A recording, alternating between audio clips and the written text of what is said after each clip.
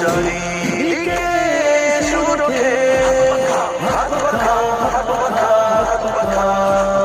বিজয় কে হবে, সামনে কে যাবে, হাত পাখা নতুন বাংলাদেশে নতুন আবেশে শান্তি সুখের ফিরে আসবে দিন। দেশপ্রেমিক একজন শাসক না হয়ে রাবণ নতুন বাংলাদেশে নতুন আবেশে শান্তি সুখের ফিরে আসবে দিন। দেশপ্রেমিক একজন শাসক না হয়ে রাবণ